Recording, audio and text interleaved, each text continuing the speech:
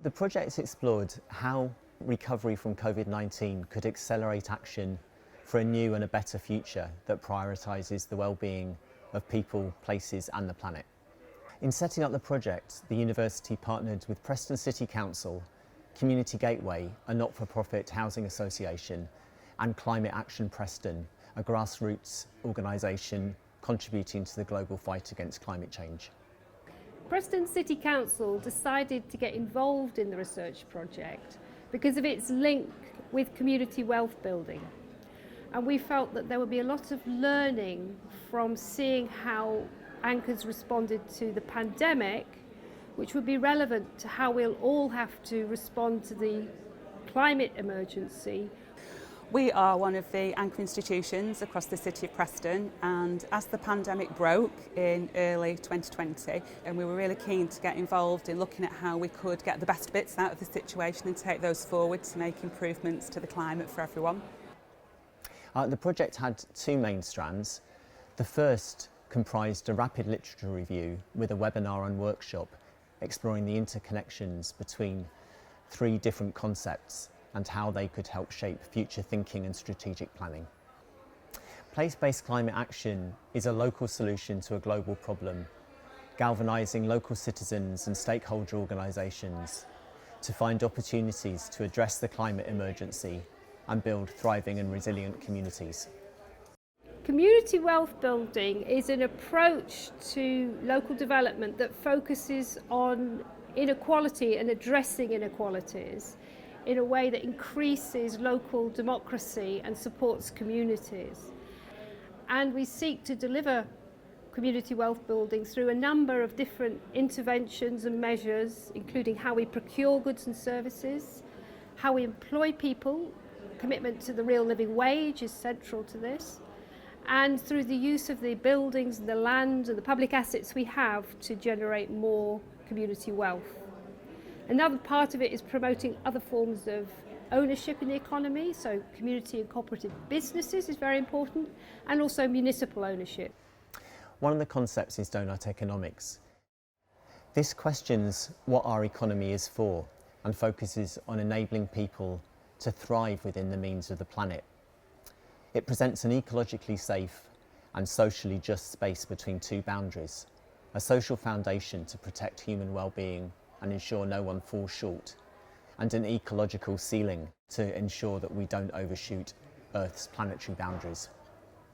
The second strand of the project was a research study in which we conducted interviews and focus groups with key members of local organisations and the local community. We also trained 5 community researchers in order to assist us with the data collection and analysis. From being a community researcher, I gained a lot of knowledge on the topic, as well a bit of research experience. I met very interesting people from my community, and finally I felt like I contributed to the project. 4 overarching themes emerged from the data. The impacts of COVID-19, the institutional responses to COVID-19, strategic plans, and building back better and the future implications for Preston. The first finding focused on the impacts of the COVID-19 pandemic on topics such as travel, work, well-being and natural environment. The negative impacts on things like mental health included topics such as disconnection due to remote working and rapid changes to working practices. The positive impacts included thriving due to remote working, increased productivity, valuing nature and better work-life balance. Well, the data showed that Preston's institutions responded with great adaptability, especially the move to remote technologies, and they also showed the resilience of their staff, especially their ability to implement solutions-focused approaches. That several Preston institutions responded to create healthy, safe and supportive spaces, and many participants were encouraged about the future due to the way that they'd responded in a cooperative rather than a competitive way. The third theme were the key organisations' strategic responses to COVID-19, and these included issues such as wellbeing, sustainability, community wealth building and climate action, with an increased focus on collaborative working and long-term thinking.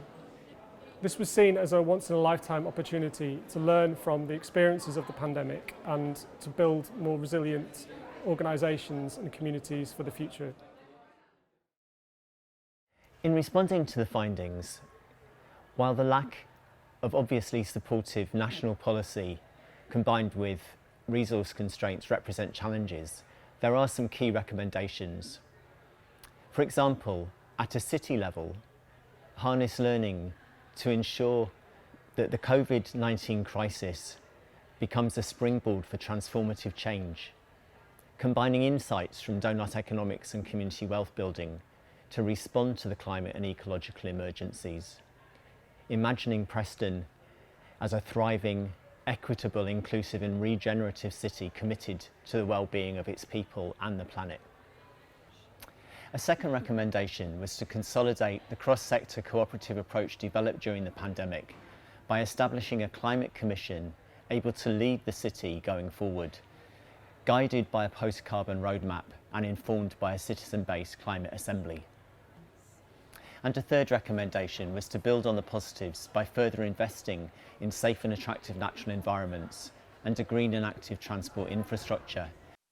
At an organisational level, the first recommendation is to take a nuanced but radical approach to future work policies and practices, harnessing the benefits of virtual technology for human well-being and for carbon reduction, and looking for win-win solutions while also recognising that there might be some difficult trade-offs.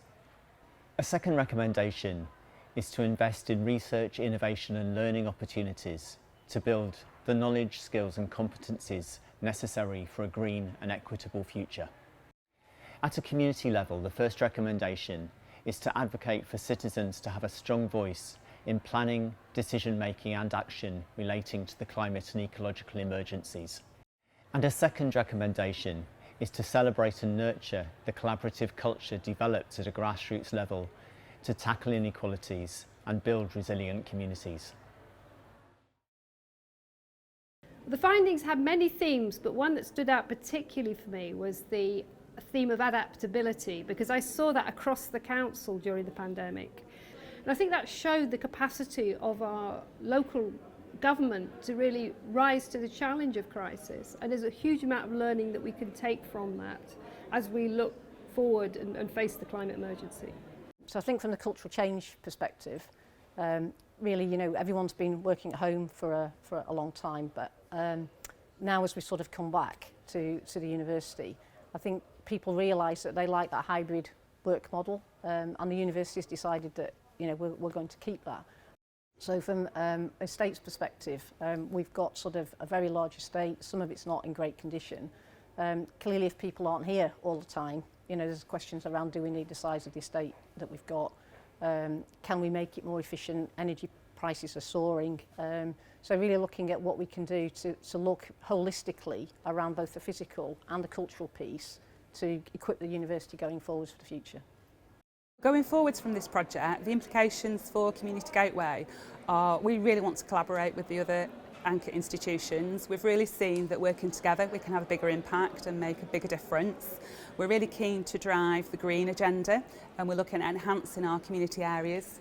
And we're also looking at our carbon neutral agenda, so looking at how we can retrofit our properties to become carbon neutral, and also looking to build our new builds in more green and sustainable ways, so that together and collectively as a city we can make Preston a great place to live. Reflecting on this film, it's important to note that the views are not those of any of the partner organisations. Rather, the recommendations flow from the research itself and the rapid literature review.